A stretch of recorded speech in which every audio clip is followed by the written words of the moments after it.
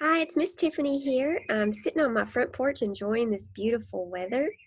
If you haven't had time to read chapters 6 through 9 in Genesis, maybe you could stop the video and take some time to do that. Or you could just go ahead and stay with us right now because we're going to start talking about it. This week we are talking about Noah's Ark. And like I said, this comes straight from Genesis 6 through 9. So I'm going to read to you from one of my kids' little books. It's called the Jesus Storybook Bible, but it's all about Noah. And this little section is called A New Beginning. So at the end of reading this, we're going to talk about why this is called a new beginning. Many people filled the earth. Everyone everywhere had forgotten about God and were only doing bad things all the time. God's heart was filled with pain when he saw what had happened to the world he loved. Everywhere there was disease and death and destruction, all the things God hates most. Now Noah was God's friend, which was odd in those days because no one was really God's friend. Noah listened to God. He talked to God. He just loved being with God, like you love being with your best friend and your family.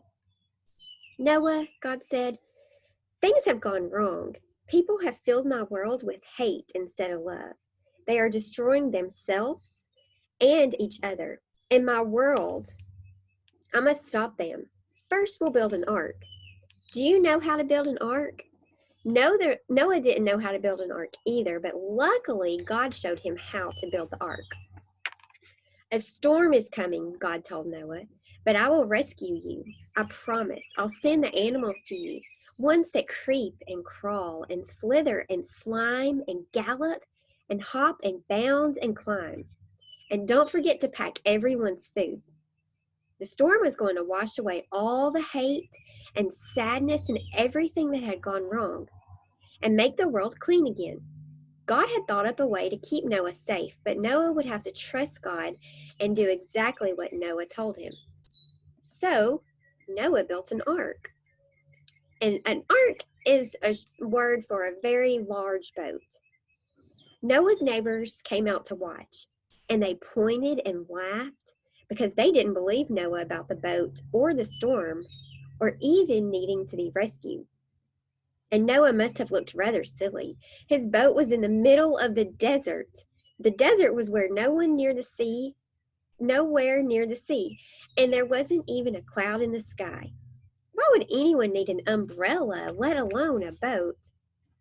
But Noah didn't mind so much what other people thought. He did mind what God thought. So he just did what God told him to do. When the ark was ready, God said, "All aboard," and Noah's family and all the animals climbed inside. Then the door shut, and it started raining for minutes that joined up into hours, that joined up into days, that joined up into weeks and weeks. And the rain joined up into puddles, that joined up into rivers, that joined up into lakes, that joined up into a flood that covered the whole earth. Their boat that had once seemed so big suddenly seemed very small. But in the middle of the huge storm and the crashing waves, in all the thunder and lightning, through it all, God was with him. And God kept them safe for 40 long days and 40 long nights. Finally, the rain stopped. The sun came out, and Noah threw open all the windows. Hooray! Everyone shouted. Noah sent his dove out to explore, and it wasn't long before she brought him back a fresh olive leaf. Everyone knew exactly what that meant. She had found a tree and land. The water was beginning to go down. At last, the boat landed quite suddenly on top of a great mountain. As soon as it was safe, God said, "Out you come!" And so they did, everyone skipping and dancing onto dry land. The first thing Noah did was to thank God for rescuing them, just as he had promised. And the first thing God did was make another promise. Our memory verse right here shares this promise with us. He would never flood the earth again, And whenever the rainbow appears in the clouds, I will see it and remember the everlasting covenant between God and all living creatures of every kind on earth. And there in the clouds, just where the storm meets the sun, was a beautiful bow made of light. We call it a rainbow. It was a new beginning in God's world. It wasn't long before everything went wrong again, but God wasn't surprised. He knew this would happen. That's why before the beginning of time, he had another plan, a better plan, a plan not to destroy the world, but to rescue it, a plan to one day send his own son, the rescuer. God's strong anger against hate and sadness and death would come down once more, but not on his people or his world. No, God's war bow or rainbow was not pointing down at his people, it was pointing up into the heart of heaven. So I told you that the name of this chapter was called A New Beginning. And that's because last week we talked about how the earth was created and that was the beginning of the world.